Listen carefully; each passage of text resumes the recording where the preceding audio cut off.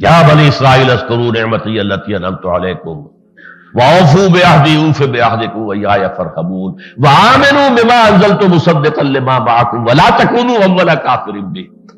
دیکھو تم تو نبوت سے واقف، تم کتابوں سے واقف، تم شریعت سے واقف، تم ابراہیم کے جاننے والے، تم اسحاق کے اور موسیٰ کے اور عیسیٰ کے جاننے والے، تم تو سب کچھ جانتے ہو، تمہیں تو فوراً ماننا چاہیے۔ وَلَا تَكُونُوا أَوَّلَ كَافِرٍ بِهِ، تم اس اسلام کے لیے انکار کرنے والوں میں سب سے آگے تو نہ ہو جاؤ۔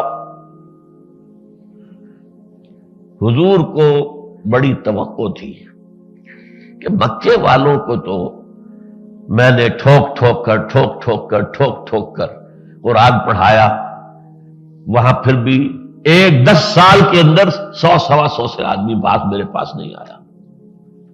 یہ نوٹ کر لیجیے، 10 سال کی محنت شاقہ حضور صلی اللہ علیہ وسلم، بمشکل 100 سوا 100۔ انہیں توقع یہ تھی یہ تو سب کچھ جانتے ہیں، انہیں تو فوراً ماننا چاہیے، یہ تو منتظر بیٹھے ہوئے تھے کہ آخری رسول کا وقت آنے والا ہے۔ اور آپ کو یہ بھی نکتہ بتا دوں، جو سب سے پہلے 6 خزرجی ایمان لائے ہیں وہ کیوں ایمان لائے تھے؟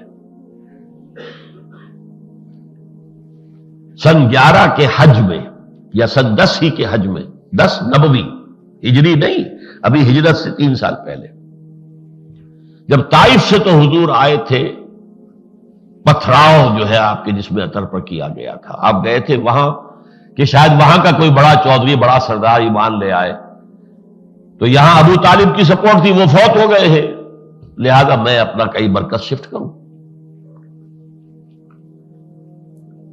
لیکن وہاں تو ناکام ہو کر واپس آ گئے۔ آپ کو خیال بھی نہیں تھا یثرب کا، یا مدینہ تو بعد میں بن گیا، یثرب تو کہلاتا تھا، لیکن اسی سال جس سال کے طائف سے آپ شدید پتھراؤ اور شدید مایوسی اور ایسے جلے بجھے ہوئے، زہر میں بجھے ہوئے تیر جو ہیں باتوں کے، اچھا تو تمہارے سوا کوئی نہیں ملا تھا اللہ کو نبی بنانے کے لیے، جاؤ یہاں سے۔ دوسرا سردار کہتا جلدی سے چلے جاؤ یہاں سے، اس لیے کہ 2 ہی باتیں، یا تم سچے ہو، اگر رسول ہو سکتا میں گستاخی کر دوں، میں تو مارا جاؤں گا۔ دیکھیے استہزاء کا انداز، اور اگر جھوٹے ہو تو جھوٹے کو میں منہ نہیں لگانا چاہتا، جاؤ دفع ہو جاؤ، چلے جاؤ۔ یہ جملے سنے ہیں حضور نے۔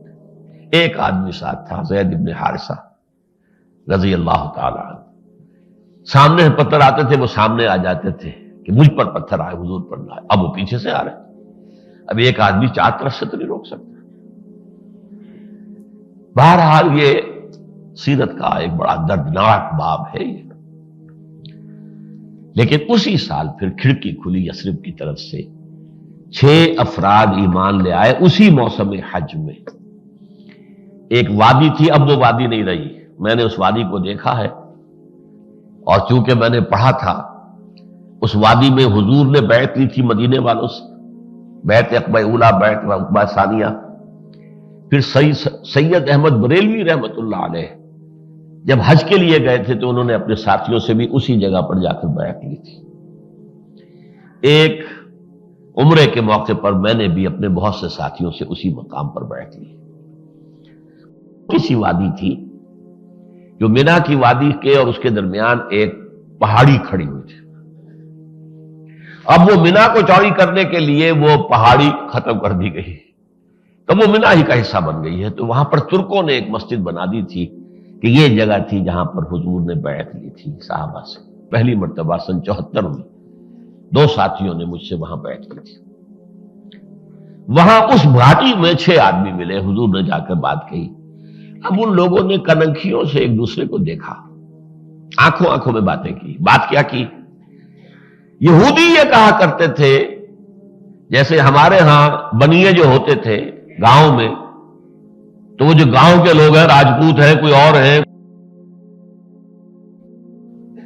اور وہ کہتے تھے اچھا ابھی تو تم ہمیں مار لو، یہودی کہتے تھے ابھی تو تم ہمیں پیٹ لو، لیکن آخری نبی کا ظہور ہونے والا ہے، جب وہ آ جائے گا ہم اس کے ساتھ ہو کر تم سے جنگ کریں گے، تم ہمیں شکست نہیں دے سکو۔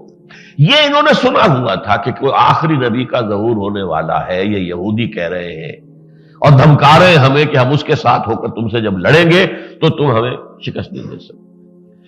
آنکھوں آنکھوں میں باتیں کی کہ یہی معلوم ہوتے ہیں وہ شخص. تو اس سے پہلے کہ یہودی ان پر ایمان لائے تم ایمان لے آؤ. اس طرح یہ بات شروع ہوئی مدینے میں. اور پھر یہ اگلے سال 12 افراد نے آ کر بیعت کی، اس سے اگلے سال 75 افراد نے بیعت کی، رستہ کھل گیا. تو اب وہاں پر جو چھوٹی سی ریاست بن گئی وہاں قانون کی ضرورت تھی. اب قانون دیا جائے، معاشرے کو صحیح بنیادوں پر استوار کیا جائے. قوانین، قانون وراثت آ رہا ہے، تعزیرات آ رہی ہیں، چور کا ہاتھ کاٹنا ہے، غیر شادی شدہ 100 کوڑے مارنے ہیں، اور کوئی الزام لگا دے زنا کا اور 4 گواہ پیش نہ کر سکے تو 80 کوڑے اس کو لگائے جائیں گے. یہ قوانین آ رہے ہیں نا. وراثت اس طور سے ہوگی، وضو اس طرح ہوگا، تیمم اس طرح ہوگا. یہ ساری چیزیں جو ہے یہ ان صورتوں میں جو مدنی ہے.